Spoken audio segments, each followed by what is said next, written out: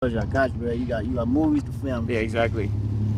Put your seatbelt on. Your seatbelt on? Yeah, let me get it on. Hold up. Mine's on, by the way. Don't be fooled. Oh, it is on. Oh, I didn't see. All right. Yeah. So I was like, man, people are gonna be saying I look soft. All right, got you. All right. In the studio, if it's been a while, you know, you might come off with a little bit of writer's block. So we always got this thing about like keeping the pen low. Or this exercise, going there, doing 16 bars, going home, you know, always just keep moving. How I feel if it's been a while for you.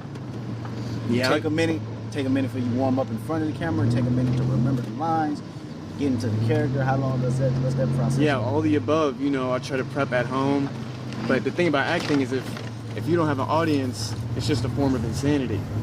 You know, then you're just, what are you doing? You know, so I'll definitely try to warm up and then, you know, lose that self-consciousness when you finally get back out there. Yeah. But that takes time. You know, I always try to embrace failure. You were talking about that the other day. You know, that the most important part of a bad day is like the way you leave it. And if you could leave a bad take or a bad day with a positive attitude, then you got nothing to fear. You know.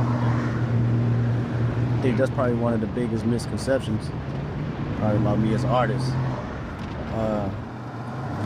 I'm always locked in and I'm always trying new things.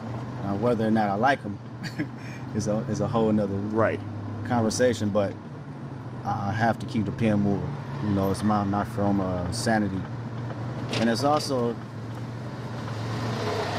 has given me the opportunity to learn myself. You know, find out who I am.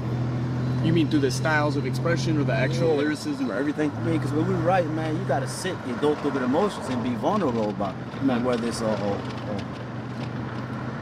fun song or sad or, you know, got some type of depth or not. These are still relatively your personality, you know, pushing through.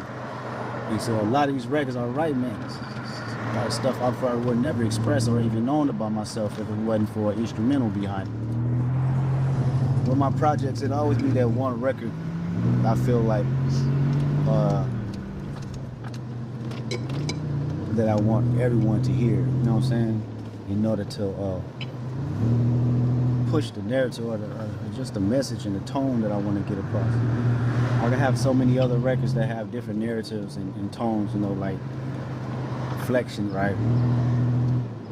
To preserve a space for that one that I want everyone to hear, that's what what pushes me, man. That's why I like The Man at the Garden, and even the fact that it's at the top of the record.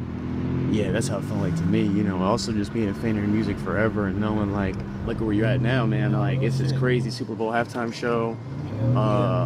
And you just keep climbing, bro. It's like amazing. Appreciate it, man. I mean that, bro. Yeah. Man in the Garden, I mean every word on that motherfucker, man. That's probably the easiest record to write. You know? And